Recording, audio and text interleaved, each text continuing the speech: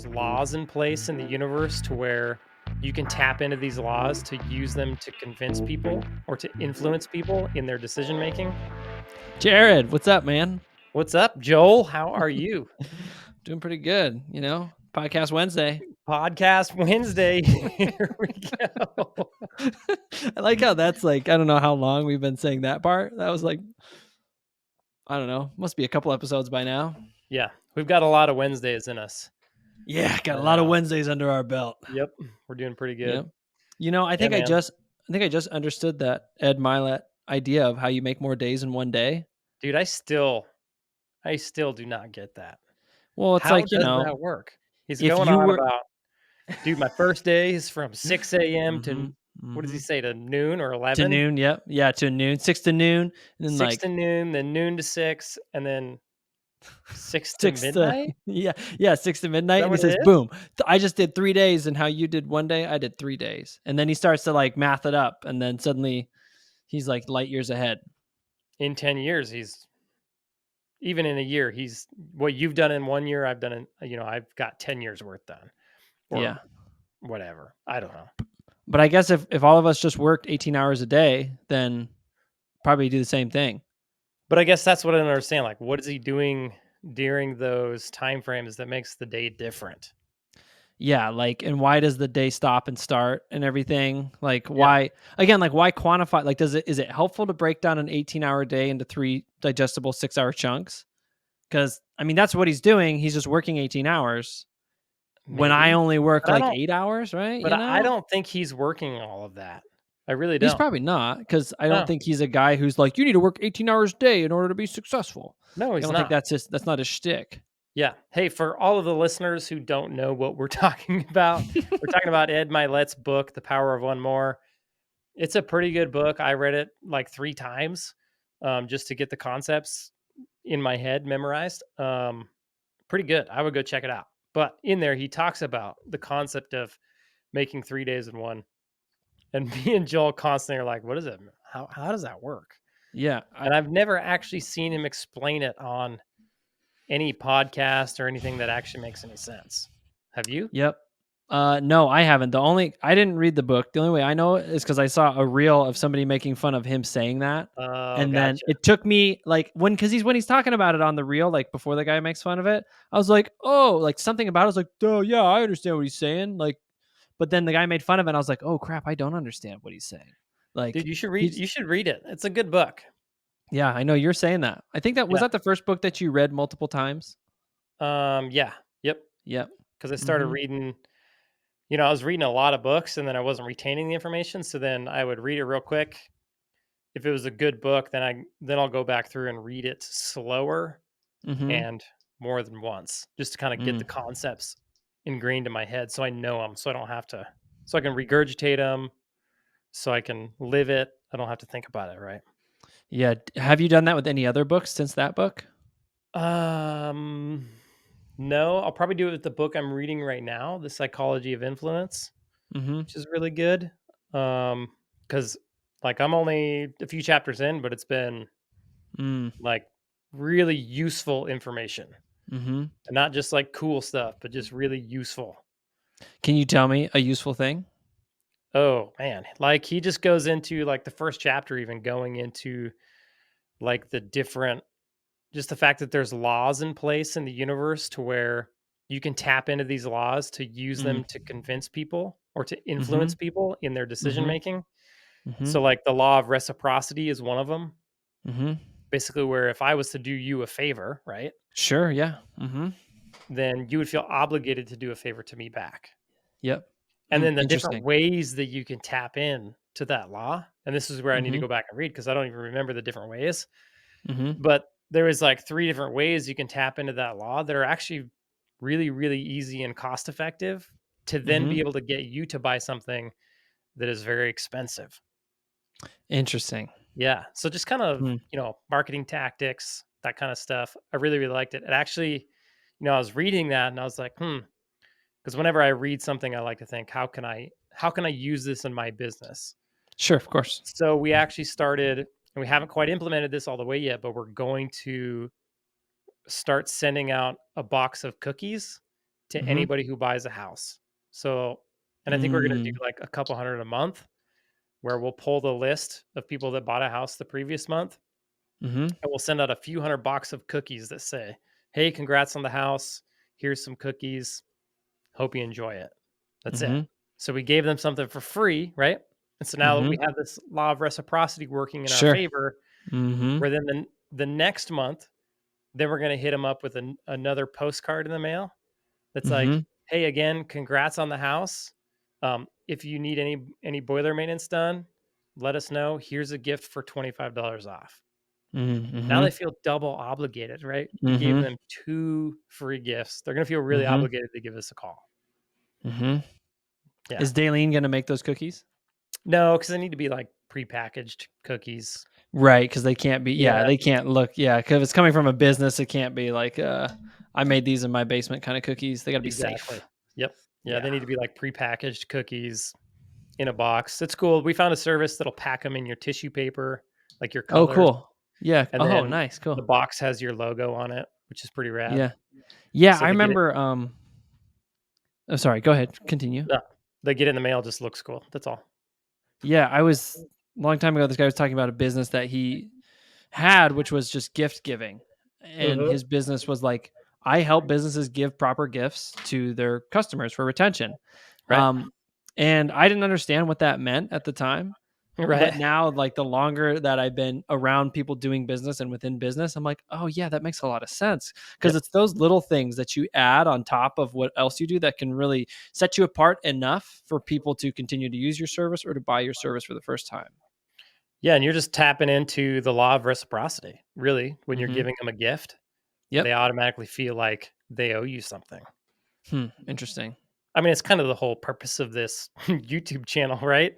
We're Yeah, giving totally. out free Totally. information to these Yeah. people to build an audience, to be useful to them, to help them Yep. along in their journey. But, um, and we don't really have a ton of stuff to sell them. But in return, like we are eventually want them to come join our circle of influence and hopefully buy our social media programs and that kind of stuff, Hmm. right? Yep. And we're just going to Yep. come up with more stuff as we go along and as we build an audience. But, Hmm. um, it's a law of reciprocity in action on a YouTube channel. So Yeah. There's so you many. see you see it everywhere, right? There's so many funny things like that that we just take for granted, like little laws like that and like little Hmm. social norms that, you never think about. But then when somebody like like explains them to you, what they are and how they work, you're like, oh, that is so true. Hmm. That's Yeah. weird that we all just operate that way. And it's funny because people will just operate in this way Right. without even realize that they're just walking down a path that's already sort of just in everybody else to do. Yep. Yeah. Exactly. Hmm. Yeah, it's pretty cool. I think if you can apply that law of reciprocity in your plumbing business, like how we're doing by giving them, we're going to give them cookies, we're going to give them $25 off. They're going to feel obligated to call us for their boiler tune. Um, and then we're going to come to their house and they're going to feel obligated to buy from us. Mm-hmm. So the sale is going to be easier. There's going to be less pushback on those customers. They're going Mm-hmm. to feel like they got a better value too, right? Sure, well, because there's 'Cause you- more things added to it, you yeah, know? because you've already given them something. You've already added value to that customer. Yeah, and, like, for me, I would like when people are like, "Well, who did your plumbing?" I was like, "Well, I did Prospector and the." "Well, why'd you do that?" "Man, they gave me a box of cookies." And that was, or, like, the funny thing about that They're my the best funny thing friend. about that, Jared, is that, like, somebody, yeah, I know, right? Just give me some food, give me some cookies, easy peasy. Yep. Bring me some cookies when you come do my boiler too, I want more cookies. But the thing is, like, the little things in that too is like, oh, if I have those cookies at my house and somebody sees me eating the cookies at my house and they eat the cookies, I'm like, oh, a plumbing company gave me. And then there's also more with a box of cookies, there's more likelihood that that person's going to tell other people what's happening just in their own house Mhm. than like a postcard, right? Because like a Right. postcard is one thing, but if somebody comes to my house, they're not going to be like, cool postcard. Who gave that to you? Right. Like, but Yeah. if you have extra things that are beyond that, it's Mhm. just, yeah, it's going to help. Yeah. Might cost you a little more money, but I think it's gonna be Mm, much more effective for sure. yes. And I think you'll get that, your investment back. No problem. Yep. Yep. I think I mean, just in the getting rid of pushback is gonna be super valuable. Hmm. Yeah. Yeah, what was for you personally, what was the hardest, most consistent pushback that you got when you were a plumber? Like what did you hear the most? What did you hear the most? And then what was probably some of the most difficult pushback that you got? I never got pushback because I was the master of avoiding it. Maybe you heard it Um, here, folks. That's it. There you go. no, it's true though, because like I owned the business, right? Mm, And so I was incentivized to make the sale, right? So I learned to become a really good salesman, no mhm, matter what. Um, and I think really like it comes down to just showing value up front, like giving the customer value so that they see the value of your service, mm, and then just doing those little things to show those value, right? Show the mhm. value of your service. So So like what do you me, mean when you say that? What'd you do? so like when they call, right? I mean, it Mhm. starts right at the beginning, right? When they call and you answer the phone, that's Sure. value. You just gave that customer a lot of their time back because the other companies aren't answering, right? Mhm, You get them booked today. There's value in that, right? So you've already mhm, added value. Haven't asked any money or anything. You've already added value. mhm, Um, and then like when the person answers the phone, have them be super friendly, super nice, very mhm, easy to communicate with. Just the experience overall of just booking the call is a pleasant one. mhm. That's super rare these days. So It is. so you've already added value again, right? Mhm, And then if you can show up as close as possible to the time that you told them you were gonna be there, mhm, you send them a text message of the technician, a picture of the technician with a little bio. Hey, this is so and mhm, so. mhm, You know, he's gonna be there. He's on his way. This is a little bit about him. He grew up here. He graduated from here. He holds a license, plumbing mhm, license. And on his free time, you're gonna find him hanging out with his wife and his kids and his dog Joey or whatever. mhm, Right? mhm. It's a good dog name. I like that. Dude, I'm gonna write that down. Steal it from you Joey. right now. That's my next dog. So Thought you weren't gonna again, get any more dogs. Oh, no, hmm. I'm not. Again, you just added more value, right? Mhm, Haven't talked money at all. Haven't done anything. All you've done is give them value so far. Okay. mhm, You pull up in a nice, clean, branded, good looking van, right? That eases the mhm. customer. There's value in that. Yeah, Okay. Your technician definitely. has Mhm, uniform, right? Not some butt crack plumber. You look halfway decent. mhm, You cut your beard, your hair's mhm, trimmed, you have a clean uniform on. There's mhm. value in that. You all of a sudden looked way more respectable to the customer, way more Right. trusting. The customer is so much more at ease, right? Mhm, Because like Miss Jones, she doesn't want some dirty butt crack plumber. It makes her feel really uncomfortable. So if you can show right. up in a uniform, looking clean, clean cut, like a nice guy, is she feels way more comfortable with that than having a butt crack Mhm, plumber at her house.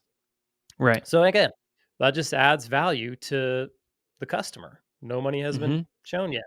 Okay. yep. Um, Mhm, mhm. even as far as like knocking on the door and then taking a few steps back from the door and Right. waiting till she invites you into her house rather than just Mhm, barging in. mhm, Um, yeah, introducing yourself when they open the door. mhm, Hey, my name is Jared. I'm from Prospector Plumbing and Heating. Thanks for mhm, calling us out here today. How can I help you out? mhm, Like, what do you got going on? And then mhm, listening to the customer, listening to their concerns, taking mhm, their concerns to heart, all that kind of stuff. Like you're mhm. just adding value, adding value, adding value over and over and over again. And Yeah. again, no money has been talked Right, about of yet. course. Mhm, Right? And then going and looking at the work, doing a good job like diagnosing and troubleshooting, and then offering them upfront pricing with options and a member discount. Like all of that is adding value to the customer. mhm. So you're just all of that value, you just got rid of a lot of pushback Sure, because yeah, yeah. they've gotten to this point where you're presenting them with options.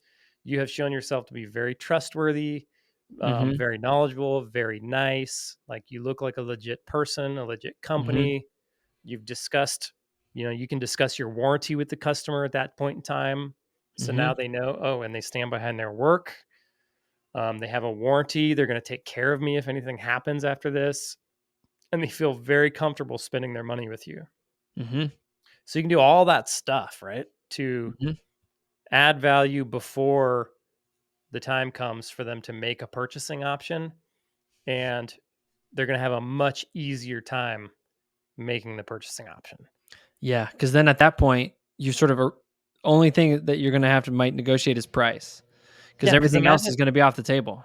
yeah, and imagine the opposite. Like like they call and it's not a friendly experience, and you Oh, put them on yeah. the schedule Yeah. 3 days from now, but then you don't Mhm. show up on time, and Mhm. then you show up in an old crappy van that's all rusted out and dented, Yeah, they're and gonna turn you then away at the door, be like, "Nah, I'm good, like, this is too and then much." you climb out of your van and you're all dirty and your shirt's all torn up and got, ABS glue all over it. Yeah. And then you go ring the doorbell and she opens the door and you walk right in and you don't listen to her problem. You're just like, "So your Mhm. water heater's broken? Where's your water heater?" Right? Yeah.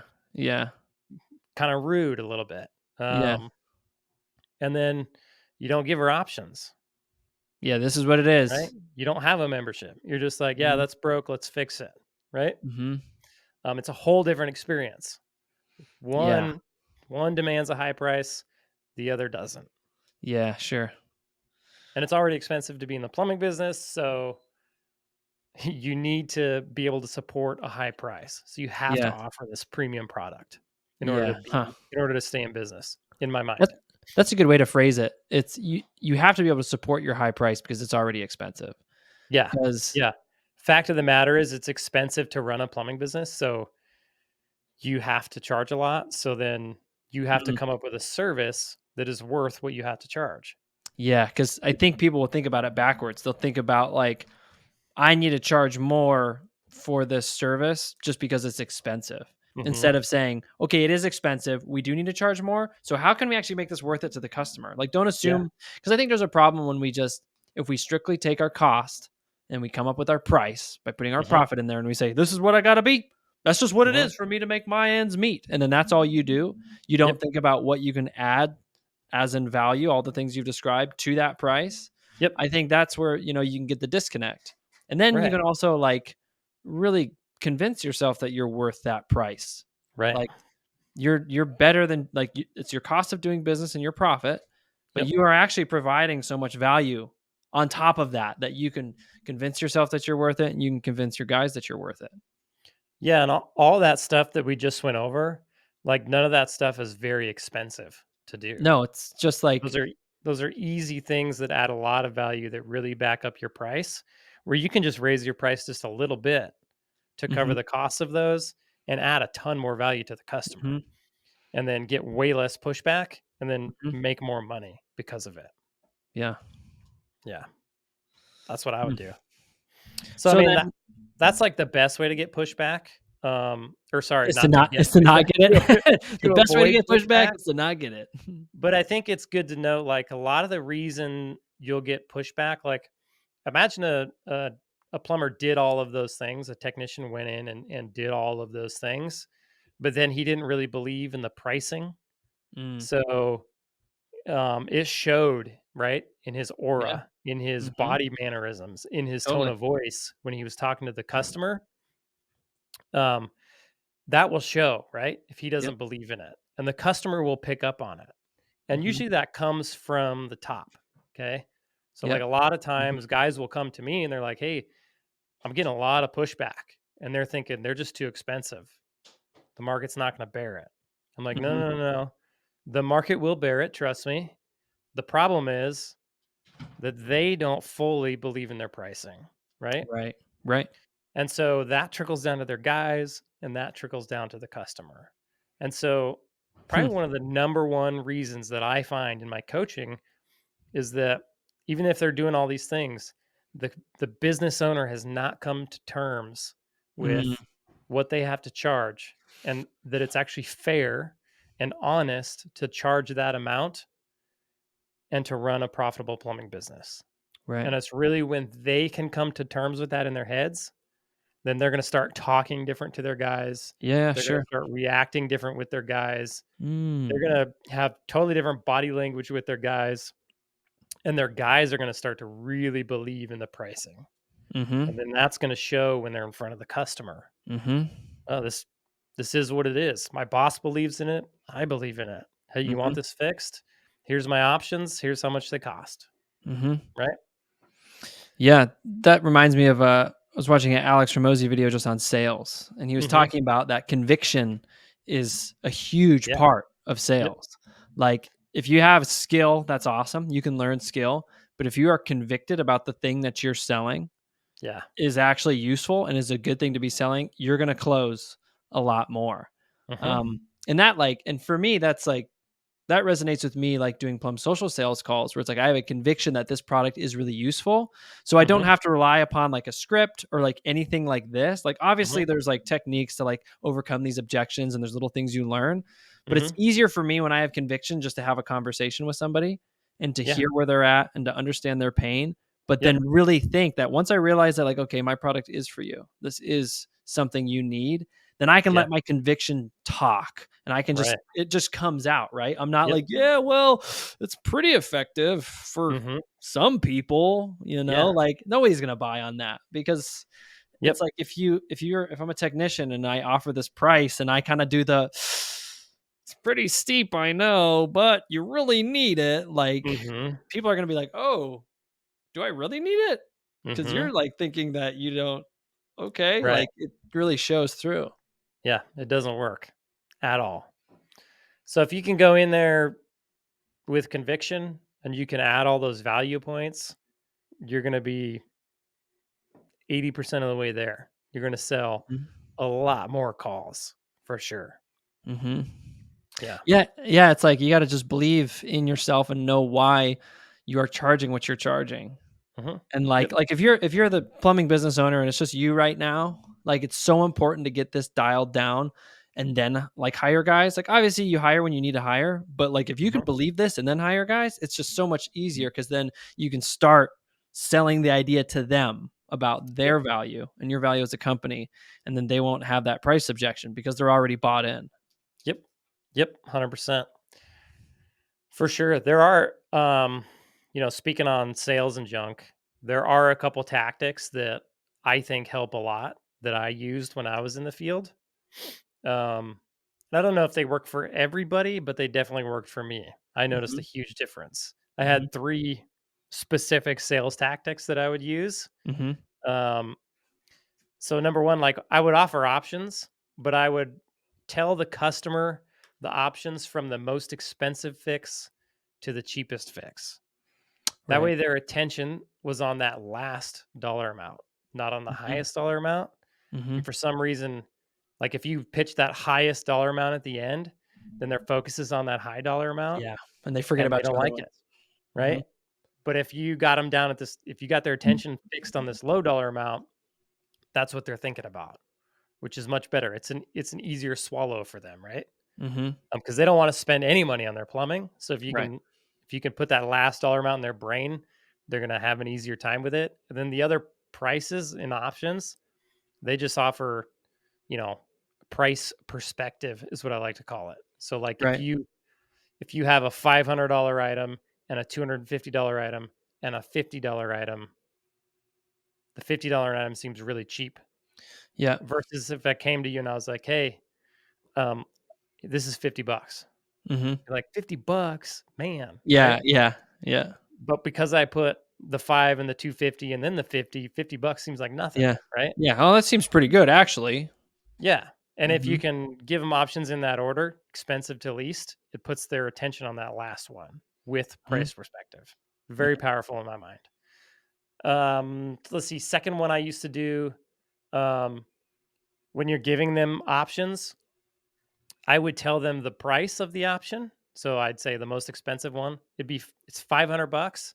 This is what it includes. mhm, This, and this. The next one is $250. It includes this, and this. The next one is $50. It includes this and this.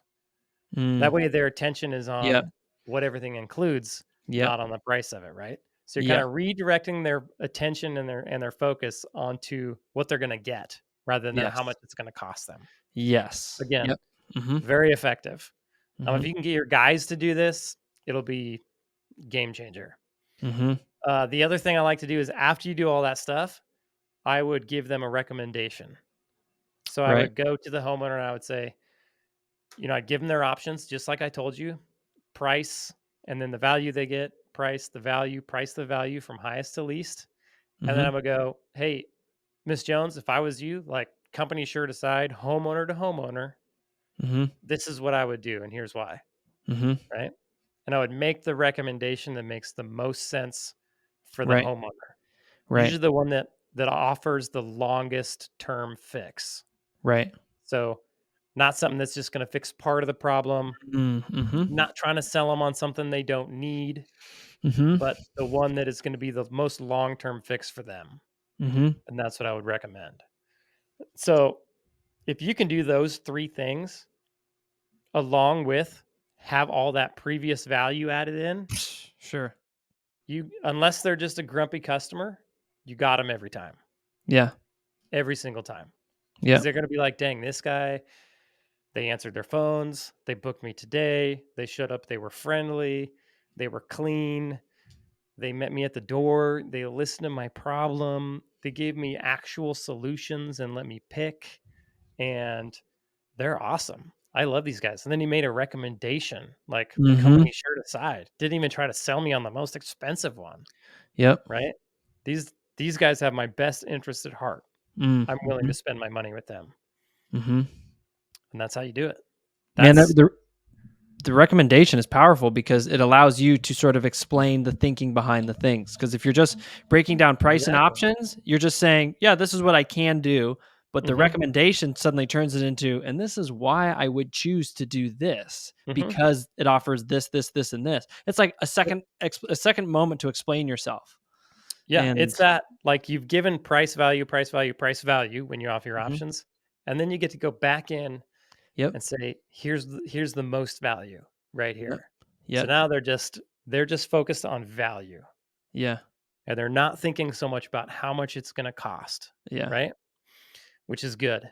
So like an hmm, example of that, like cuz if you're a business owner, you're probably going to get this pretty quick, but if you're not, you're going to have to train your guys on this hmm, because you're going to have to teach them to think a little differently because they're not used to spending money on plumbing, so they think about it, what's the cheapest fix yeah, naturally. So you have to mm-hmm, train them. So like for an example, like if you go to a house and there's two angle stops underneath the kitchen sink, they're both hmm, old as all get out, but there's hmm, new flexes going from the angle stop to the faucet. And hmm, one of the angle stops is leaking. Um, you can give them an option, right?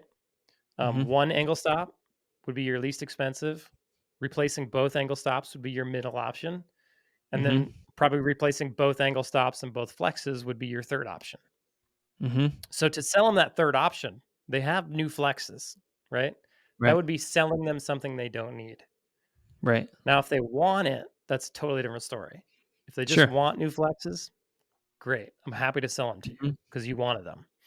hmm, Um, Selling them just to fix one angle stop probably wouldn't be the best thing for Miss Jones because she's got this old angle stop sure. It's sitting got this other right one. next to it, and I got Hmm. to shut the water down anyways. And if I just replace it now, it's going to be way cheaper than calling me back later, and it's going to take Right, way less of her time. right, So I'm going to recommend that middle option because it hmm, makes the most sense for the customer. hmm, And I'm going to say, hey, Miss Jones, I'm going to give her all the options. I'm going to say, Miss Jones, in all honesty, company shirt aside, just homeowner to homeowner, if I was you, I would pick this middle option. Here's why. The third option comes with new flexes. You've already got new flexes down there. hmm, You just built a bunch of trust in you as a yeah, plumber, right? yep, Because you're telling her she doesn't need this third option. hmm, But the second option, we can replace both of those valves. Both of them are looking pretty old. One of them's already leaking. The chances of the other one leaking in the near future is pretty good. And it's hmm, way cheaper for me to just replace it right now. Is hmm, that something you would like to do? She'll go, yes, make it yep, happen every hmm, single time. Right. hmm. And Yeah, you know that's what? awesome. I'm going to add fourth sales secret. Just ask Whoa. for the sale.